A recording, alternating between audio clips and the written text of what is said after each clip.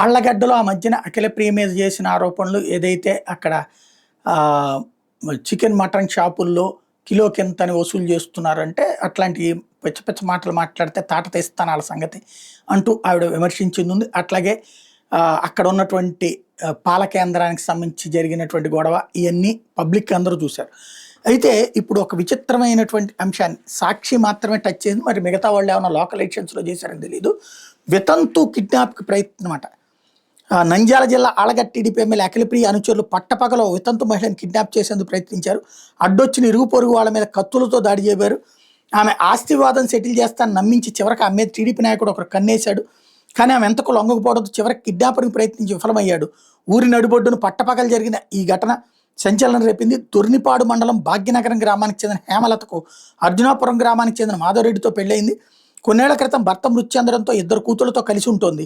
తన పుట్టిల్లు భాగ్యనగరం దగ్గర తనకు రావాల్సిన ఆస్తి వాటాల విషయంలో ఇటీవల బంధువులతో వాగ్వాదం చోటు చేసుకుంది. ఈ క్రమంలో ఆళ్లగడ్డ మండలం చిన్నకందకూరు గ్రామానికి చెందిన టీడీపీ నాయకుడు, ఆళ్లగడ్డ ఎమ్మెల్యే అఖిలప్రియ ముఖ్య అనుచరుడు గోపిరెడ్డి నరసింహారెడ్డి ఈ వివాదం గురించి తెలుసుకుని హేమలత దగ్గరికి వెళ్ళి పంచాయతీ చేసి నీ ఆస్తి నీకు ఇప్పిస్తానన్నాడు. అందులో తనకు కొంత వాటా కమిషన్ ఇవ్వాలని అడగడంతో అందుకు హేమలత ఒప్పుకుంది. దీంతో ఆమె బంధువులతో మాట్లాడి ఆస్తి లేకుండా 10 లక్షలు నగదిప్పించి తన కమిషన్ తీసుకుని పంచాయతీ తెంచేసినట్టు తెలుస్తుంది.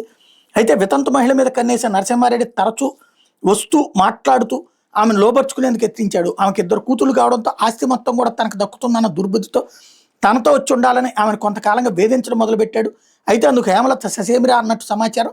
హేమలత ఎంతకు మాట వినకపోవడంతో నరసింహారెడ్డి ఎలాగైనా ఆమెను కిడ్నాప్ చేయాలన్న లక్ష్యంతో బుధవారం ఎమ్మెల్యే అఖిలప్రియ బాడీ గార్డును తీసుకుని బుధవారం కారులో అర్జునాపురం చేరుకున్నాడు. ఇంట్లో ఉన్న ఆమెను బలవంతంగా లాక్కొచ్చి జీపులో ఎక్కించేందుకు యత్నించడంతో ఇరుగు పొరుగు వాళ్ళు అక్కడికి చేరుకున్నారు. దీంతో వెంట తెచ్చుకున్న కత్తులతో వాళ్ళ మీద దాడి చేసేందుకు ప్రయత్నించగా అందరూ భయంతో పరుగులు తీశారు. ఇంతలో గ్రామస్తులందరూ క్రమంగా గుమికూడుతుండడంతో హేమలతను వదిలేసి అక్కడి నుంచి పరారయ్యారు.